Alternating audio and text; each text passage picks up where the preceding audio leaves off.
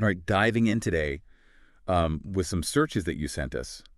And they all seem to revolve around one main idea, fires in the Carolinas. And Yep. I have to say, just glancing through these headlines, yeah, a little unsettling. It's Yeah. one of those things where, especially if you have a connection to the area, I mean, you Right. naturally, you want to figure out what's really going on. So thankfully, we have an expert here with us today who can really help us break this down and make sense of it all. Yeah, and just going through this list that you've sent me, it seems like you're really interested in um, what's happening right now and the potential of what might happen in the future. Right. And also just geographically, where are these fires happening and are they a threat to where you live or your loved ones or people? Yeah, and I think Yeah. that definitely comes through in the searches that you sent over. We see a lot of very specific locations, Myrtle Beach, Yeah. Carolina Forest, Horry County, Charleston, but then also, these broader searches for North Carolina wildfires or South Carolina Yeah. wildfires. So there's kind of this mix of like wanting to know what's happening right now in very specific places, but also wanting to understand the bigger picture, I guess. Yeah, you can almost see the thought process of like, okay, maybe this is an isolated incident or two, but then when you start seeing, North Carolina wildfires, South Carolina wildfires, it's like, Right. well, is this a trend? Is this something that I need to be really aware of and thinking about Right. for the future? And I think it's also interesting, too, you see searches for like Myrtle Beach fire today or, where are the fires in South Carolina? So there is that element of like really needing to know right now, like Absolutely. in this moment. Absolutely. And those kind of searches really indicate, I think, a sense of urgency to know what's happening right now, like today. Right. But also, it seems like there's a lot of interest in just like the overall picture and not just like, okay, what's happening in this one place, but like, where are all the fires and how big of a problem is this?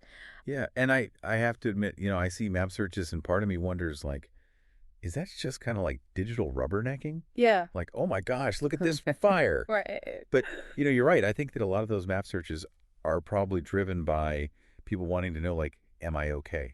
Are my loved ones okay? Yeah, absolutely. I mean, and just seeing, like, especially with a map, you can see, okay, here's where the fire is, here's where I am. Like, that gives you a real sense of proximity and potential danger. Right. And I think a lot of times people think about wildfires, they think about like California, the West Coast, those big, huge fires that we see on the news all the time. Yeah. But this really brings it home that it can happen All anywhere, right. and it's something that we all need to be aware of. And so then it becomes a question of, what do we do? What can we do? Exactly. We've got a lot of searches here that, either explicitly mention or really hint at things like climate change, forest management. Yeah. So what's the connection between all of that and what's happening in the Carolinas? Yeah. So, I can't really give you like exact predictions for the Carolinas, obviously, but one thing that we do know is that climate change is causing things to be hotter and drier in many parts of the world. And unfortunately, that includes the southeast U.S., which includes the Carolinas. Yeah.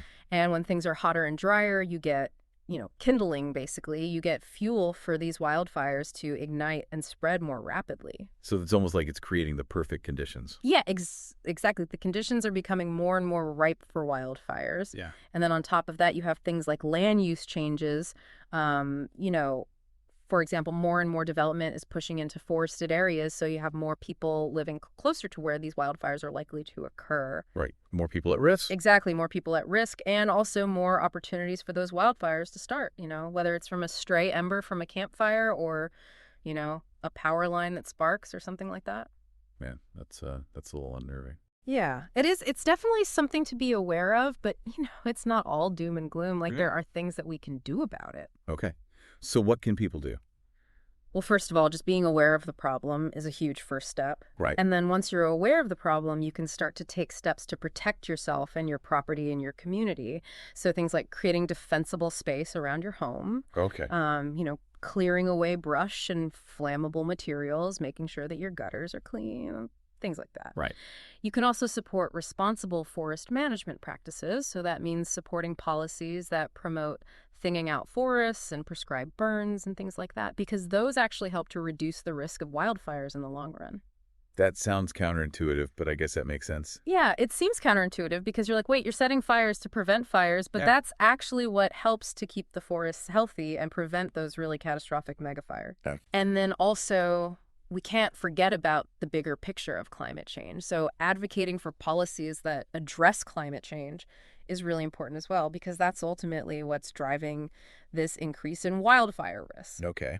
So there's a lot that we can do both on an individual level and on a community level and a policy level to help reduce the risk of wildfires. Well, that is a lot to take in, but it is encouraging to know that there are things that people can do. Absolutely. And I think, the searches that you sent over really show that you are concerned and you're engaged and you want to learn more. And that's the first step. Absolutely.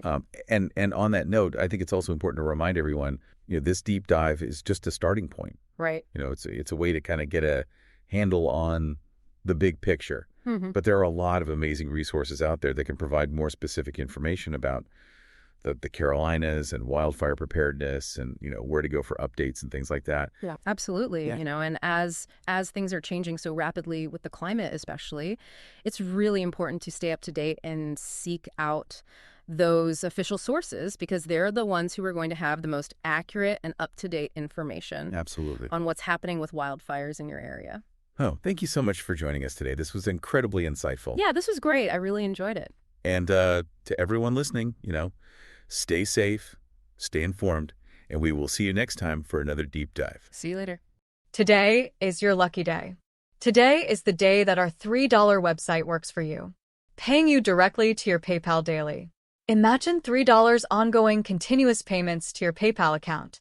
Imagine falling asleep and waking up to $300 in your PayPal account. How would this make you feel? How could this help you? What bills could you pay? What kind of fun could you have?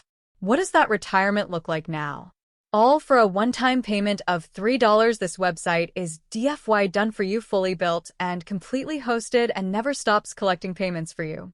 You have spent $3 on coffee on a regular, but that coffee won't help you create multiple streams of income. Click the link below.